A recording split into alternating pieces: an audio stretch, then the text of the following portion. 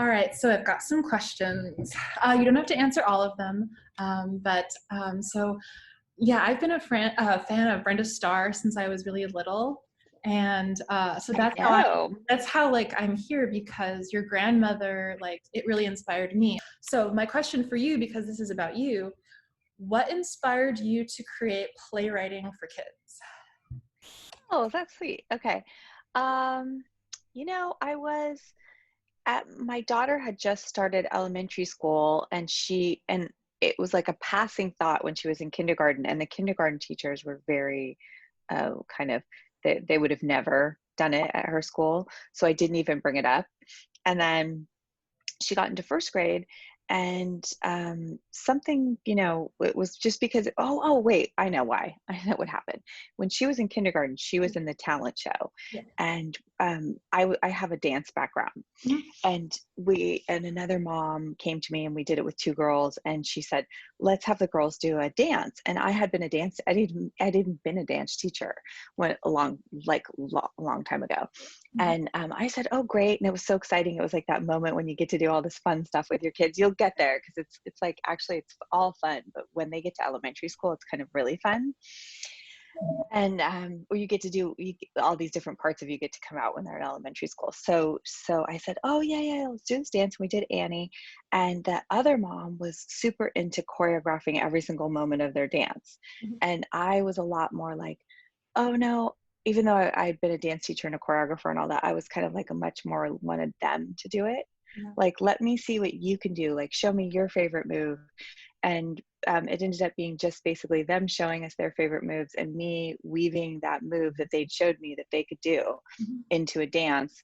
And then because of that, the dance was like one of the few in the whole show that had this great movement. It Mhm. used the whole stage, and that wasn't me choreographing. That was me letting them do it. Mhm. And it was really lovely. And then I came away from that feeling somehow like, maybe I can take this thing that I love, and it wasn't even dance, it was playwriting, and teach kids. Mhm. So then she was going into the first grade, and I asked the teacher, I just threw it out there, oh, I have this idea, maybe I could come in and teach some playwriting classes.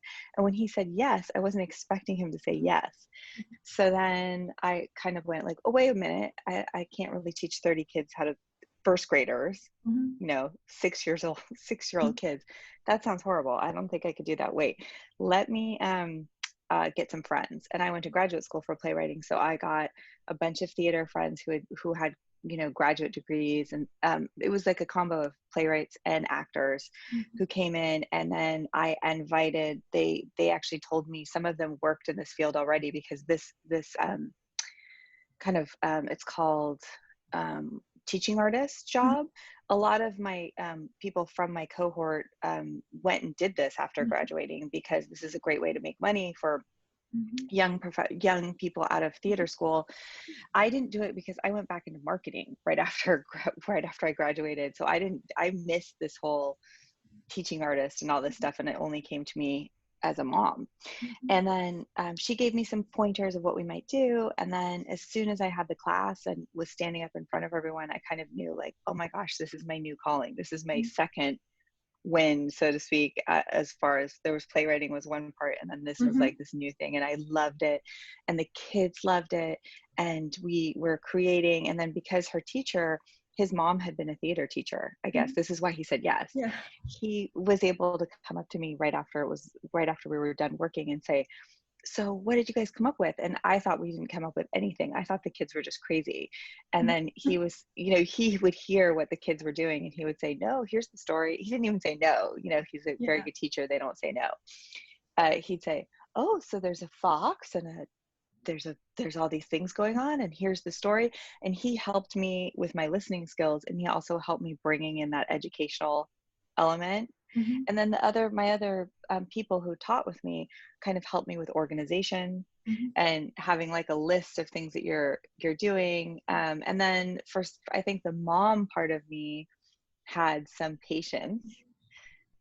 The Yeah. mom part of me is just that I actually just think that the level of kids I like working with are the little kids. Mhm. There's just something about, I think, like the 6, 7, 8, 9 age that I really enjoy being with them and I'm able to listen to them. The thing is, though, I'm interested to know, like, what about your side of things? Like, what about your career and your, like, reporter girl? Like, why didn't that explode? You know, like, what about that part of you? Oh, yeah. Well, some of the reason that didn't, it's because, like, if the Tribune was more behind me doing a play about and using pieces of Brenda Starr, then that would have been able to take off. And because that was somewhat of a hang up, I mean, it still is, you know, one of the last things I did right before COVID hit was I actually had a meeting with a Broadway producer about Brenda Starr, about that play.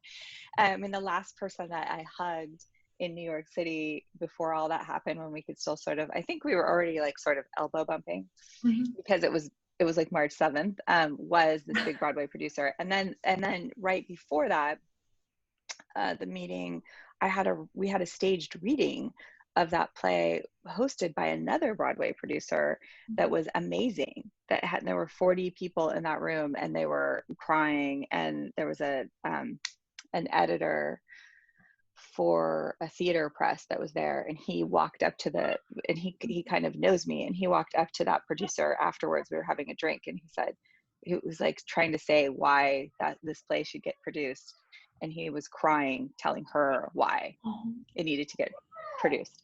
So, you know, that the only thing I can think of that has held that back are those two things. And then the other one is that there's a lot of characters in it and it's not a musical. So there's a lot of care. And then also before that, you know, like I finally found kind of the right producers for it. I feel like now it could go. It could, you know, now. But it's crazy that a play of mine has done better than that one is a play that is not about Brenda Starr. This play about Chicago has had more success than that, more success than that play. What is that play called? That play, it's funny. That play is called My Life Is You. And here's a card for it. And it's actually set in Chicago. Oh, wow. So tell me about that, because that's new. Like, what is that about? That is about, it's actually not new either. It just has had more productions and more, like, quote unquote successes, because it was just a finalist. It was like a top 5 finalist in a playwriting festival in Florida, and they just did a professional Zoom reading of the play. And we were on a playwrights panel. I mean, I would say I've had similar successes with Reporter Girl in the playwriting community, in the playwriting world. So it's kind of like there's like a version of success where it's more in your community and you know about it, and you know, like being finalist for awards and winning awards and being selected for things, that's also success. It's not on the Broadway level success, but it's like successes for that play. But that play and Reporter Girl have had almost like equal, which is just funny to me because it's like, you know, whatever. But this play is about a summer. My Life Is You. It's about a summer I spent in Chicago, and I kind of chose Chicago because a friend I was working in San Francisco in advertising at the time, and a friend lived in Chicago, and she said, or she had just moved from San Francisco back to Chicago, which is where she was from. And she said, oh my gosh, you have to come move to Chicago. I had broken up with my boyfriend at work, and she said, oh, forget that. And I was having a really hard time. And she said, forget that stupid job, come over to Chicago. Well, I knew no one in Chicago. The only thing I really knew about Chicago was my grandma used to live there, and Brenda Starr and all that. So I felt like kind of compelled, like, I want to go and I want to see what my grandma saw. This was part of the New York, wanting to go to New York too. Hi. What's your daughter's name? Oh, her name's Ilea. Mommy, you're so. I know. You're so big now. She's 2.5 now. Oh my gosh, you're getting so big. Look what my cup says. My cup says, I love mom. Oh, I love you too, baby. I don't know what happened. I think it ran out of battery. Oops. No, don't do anything crazy. She's so full of energy. My So life was just about a summer was summer. that? What year? 1998. Wow. I lived, you're probably like 10 years old or something. So I lived in Chicago, and when it was just a summer, and then I came there and I got a job, and I lived with my friend, and had all these had this whole like crazy adventure. And I worked for New City Nets, which is a new city. I worked for that company. And I also worked as a waitress when I first got. I was a really hard worker. I feel like things shifted a lot when I had kids. But like when you're young, you can do all these things. Yeah. And then anyway, and at the end of it, it was just like at the height of the internet, which was kind of an amazing moment in time. And it was also during the Clinton scandal. Yeah. The Monica Lewinsky scandal. So I didn't realize it, but the whole play is sort of set in this bizarre Me Too, late 90s rise of the internet, and it's all in the play, and it's super funny, and it's romantic, and it's like a friendship about girls and women, and it's about women going to work and like how you see yourself in the workplace, and all that is in the play. And it's really beautiful that it was all in, you know what I mean? Like almost everything you'd think of. And then I really liked that there were these elements. We just had they had a professional dramaturg during this thing going over the stuff in the 90s. And they were talking about 90s culture and how it was a residual almost of 70s. This like the way that women were in the workforce, you know, like the first real women in the workforce was the 70s. Yes. Like when all women were working, right? So this was this residual of like, what's our power in the 90s? And then I think that goes back to Brenda Starr. Yes. Which was all very, because they were saying a lot of things during this talk, and then they were saying a lot of things during this talk that were interesting, and it made me see like how I was her granddaughter, and how I come up and write these things. And it just like sometimes you can't see it completely until it's like years later. Yeah. And so it was really wonderful to get to look at that play with almost like hindsight, and what made you write it in the first place, but then how it affects people. Yes. Which was really interesting, and how it landed for all these people years later. And then you realize, oh, like you wrote something that's actually really interesting, and you wrote, you know, and it's funny. Yeah. Like it, you know, it worked on all these levels, and like the women friendship. So in my writing and in my work, women are very important. And and there's a lot of psychology in my plays about women and about like how they see themselves. And it's almost like my plays are always about the journey. Yes. And they're always the journey. My plays kind of always are the journey plays. And now that, you know, now I'm a little bit older, or a lot older, whatever. I mean, I can see that now, and you kind of see what it is you do as a writer. So it's really cool to be kind of like taking it. And then the one about my grandma, that's always like a very specific piece too, because I didn't do like, in a way, I feel like people really wanted me to write in some ways like, okay, this would be great if maybe it was just about Dale Messick. Or if it was just about Brenda, like people either wanted it to be just about Brenda Starr, which is a different play. That's almost like anybody could do that. I mean, it would be great if it was me, but anybody could do a Brenda Starr storyline and make it like a musical, you know, like an Annie. You could take, you know, you could do that, and you could make it a musical. Like there's that concept. And then what mine was like really interest again, like the psychological journey, because my play, you've never read it, or have you ever seen it? Haven't. There's it's too bad. There's been well, maybe what we should do almost in this time frame, it would be fun to do a Zoom reading of that play so that more people could see it. I think, you know, so maybe I'll talk to that producer and see if she would like to host. I'm available. I've been told I have I don't know. Oh yeah, well maybe we'll see. So I'll find out if there's a way. But anyway, what that play is really about, it's about the granddaughter. It's about the granddaughter trying to tell the grandmother story. So you have the granddaughter's story as like how she relates to her mother and her granddaughter or grandmother, and how it's almost like a legacy play. It's like this it's a three, really like a three important people in that play. It's a mother, daughter, and the grandmother play. And then it's about, you get like a kind of a truncated, but like you get a really beautiful story of Brenda Starr and how Dale created Brenda Starr and how Dale became who she is. But it's also a lot of play about how that experience affects her family, Yes. and how, Your, and your it's a grandmother's lot very about, interesting. yeah, it's a lot about motherhood and work. It's interesting because it's also a journey play. It's got all that in there, but in a way that was conflict, you know what I mean? Because it didn't fit, that does not fit in a lot of people's idea of what a play should be, if you think about it, Because because they think it's too long. everyone wants it. Well, it's they kind of like everyone wanted it to be like, well, okay, but it would just be like, can we just have a play about Dale's life? Or can we just have, you know what I mean? Because it was almost like this, like, because it was like a long, I don't know how much you know about theater, but like it reminded me of, the only things that it kind of reminds me of, it reminds me a little bit of like Long Day's Journey into Night, Yeah.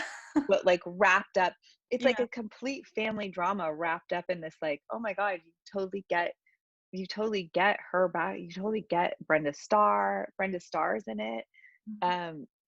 Dale's story is in it, but plus her relationship with her daughter, my mom, and her complicated relationship with her daughter, and that complicated relationship with the granddaughter, and the granddaughter's I can current, relate to that how a lot. how the granddaughter currently sees herself as a young woman going into the workforce. So it's like one of those like blow your mind. And then it was interesting because I, in all my other readings I've ever had of this play, you had people, for whatever reason, you definitely had the people who were like, okay, where's the Brenda Starr stuff? Like, hurry up, get to the I Brenda think Starr stuff. And then you'd have the people who like almost didn't care about that, but only, you just would have people who like attached to certain parts of it and didn't, and almost were like, it's like they were reading a book and they were like, okay, get to the next part, get to, you know. So this time when we had this reading, like a couple actors couldn't do it, and then it ended up being like this one really amazing actress played old Dale, which old Dale in it, my grandmother when she was older, was an amazing part, and every time I hear it, it makes me cry because I I'm watched getting her. to my I grandma. watched the short Funny Ladies. She is such a cool lady. Her story, and like, I don't know your mom's story, but like, that's the other thing about this. I learned all these things about your grandmother over the years, randomly reading, because I was so interested. Like, why is this strong woman? She created something that inspired a lot of women, not just in journalism, and it just, like, I want to know, how did it start? You know, how she changed her name, how she tried to make it in a male dominated place. And here's the thing, you're talking about 3 generations, and you know, you're an example of, no matter what, you stick to it. We're not gonna let, you know what I mean? Like, and I think you get it from both of them personally. Like, there's no way that you're, you know, still doing this thing that you love without them. I think like, that's the thing. They're getting hung up on the wrong thing with that play, Reporter Girl. I think the meat of it is the people behind it, because the people behind the scenes Well, usually her don't get it. story, yeah. Well, and also her story is so amazing, and what I really wanted to tell was her story. And I mean, my husband, who saw a really early version of it, the very early version of that play, of course we talk about Brenda Starr, but Brenda Starr was not a part in that early play. There wasn't really any Brenda Starr dialogue. There wasn't a Brenda Starr storyline. And then that storyline got added in because of a very heartfelt moment. My grandmother, all these years, I don't know if you know this part of the story, but all the reason why that play came to be was because from like a certain moment, I always had a connection with my very close connection with my grandma. And from a certain moment, like, let's say I was like really young, I was like 16 or 17, she really wanted me in her world. She really wanted me, like, even from young, like, it's almost like she saw me, she glommed onto me as like, you're a creative, you're like me or something. And um and then she could also be hard on me, but she really wanted me to do something important.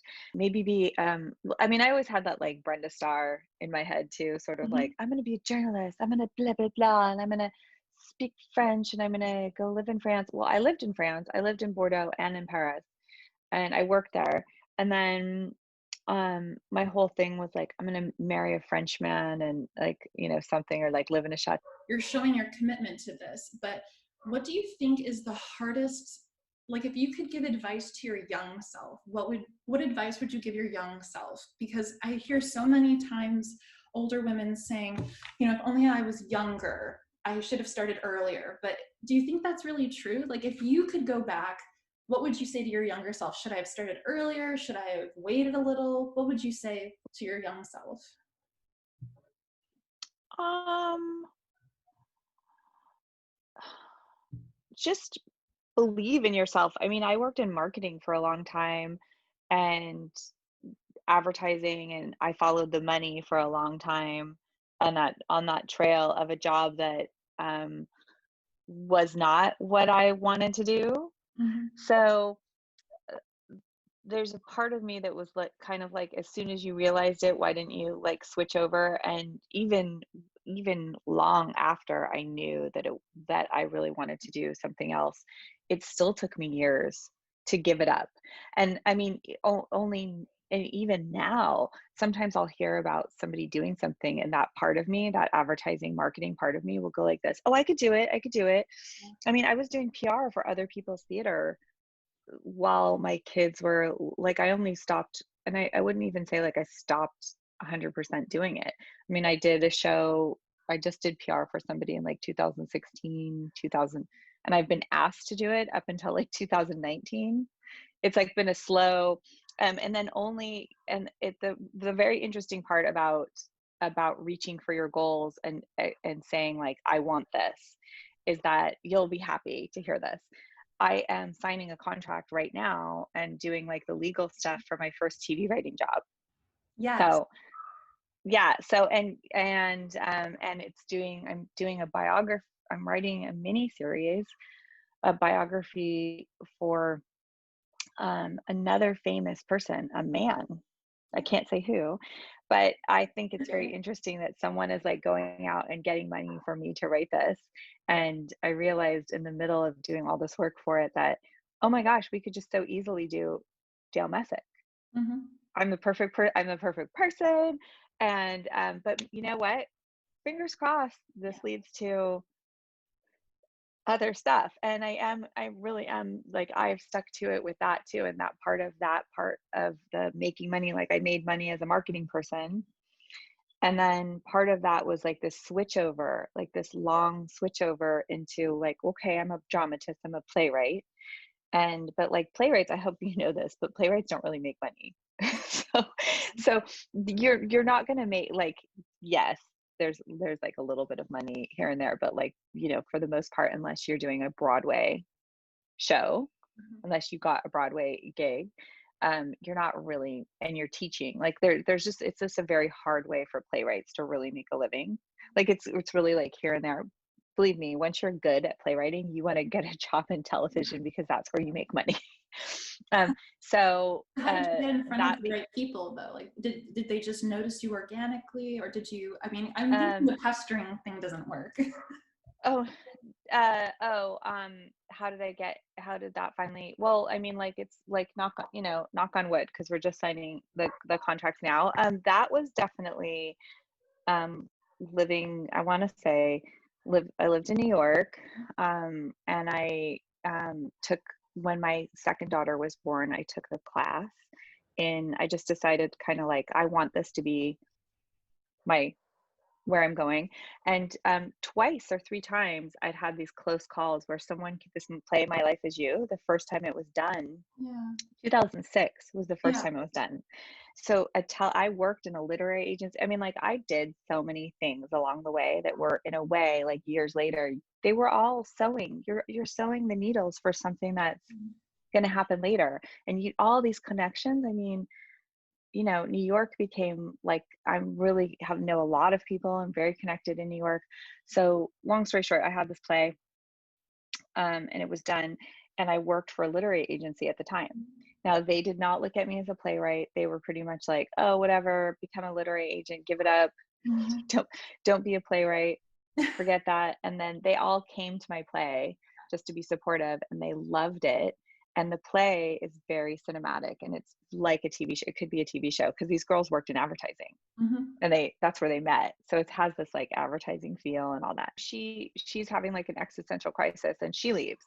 But so what was I going to say? But it's very much like the characters are very much like you could see it as a television show or an episode. It's very much like a Sex and the City or a Girls. If you ever like that show, it has that feel. If you got to see this, you would love it because it has this like young, sexy, fun girls kind of recently out of college vibe. And Chicago's really big in it. So it has all this fun Chicago stuff in it. So, but anyway, long story short, it's a woman from my work came to see it. She was a big literary agent, and she had just done a television deal, started to do a television deal. It didn't go through. A million television deals don't ever happen, by the way. They start and they don't happen. So that's television for you. But no, it absolutely is. It's like so many things start, and that's the exciting part, and then they like this. But so she had started something, and then she called that person, and I didn't really know who it was, but it was from AMC. She called that person and she said, I think you should go see this play, which was a huge call. She did a huge favor for me, and I didn't even realize at the time. And then that person came, and that person totally loved it, like was laughing it was so funny, and she was laughing the whole time. And she ended up telling her, I loved her play, my friend, and I loved it. Does she have anything else that's TV like? Because I'm working on things that are for an older audience. Like that was just too young for what she was looking for. But what else does she have? Well, I didn't even know anything about television. Now imagine how long ago this was already. And I had graduated, but I knew nothing about television. So I just like put together one of my plays, which was Reporter Girl, which is not a television show. It is the opposite, because of like that whole craziness of like the different levels of it. That's a play for sure, not a TV show. So I sent her a piece of that. Didn't ever hear from her. She did send somebody to all my plays for a number of years. She'd send one of her colleagues to go see my work. And then years later, like 7 years later, she started a company in Los Angeles where she was putting deals together for TV shows. And she reached out to say, hi, I've started my own company. So this is what I'm saying about the connecting the dots, and you're sewing and then my literary friend at that agency was very old at the time, and she had already passed away. So this agency where I worked, almost everyone from there they were all very old when I worked there, and most of them have passed away. And you would love this, but my latest brand new play that no one has seen yet is all about me working there. It's a really cute play about the young woman in this literary agency. But so anyway, but that is how you make these things. It's like years and years of connections, and and the truth is that you never know. And then that was one connection with this woman out in LA, and then her assistant ended up still developing my work. And then it's usually like, a lot of different things coming together to make something happen. And sometimes it's one, and with it also helped that when my neighbor in New York City is a big screenwriter, and he kind of became my mentor, and our kids became best friends. And he's right now on part of this deal. So then you just start putting people together. So you're doing the right thing. If you want to know, and also by reaching out to people who you don't know, and people you'd like to know more about, you'd be having curiosity. I mean, absolutely continue to have curiosity, and don't be afraid. And once you know what it is you want to do, you just kind of keep going in that area. And some people will be nothing. Some people, like, you'll shoot and nothing happens. And other times the person kind of remembers you, and it might come back to you later. Yeah, that's true. It's all about timing, I guess. Well, I do have to go because my time is up. Okay. All right. Have a great day. Take care. Bye-bye. Talk to you soon. Bye.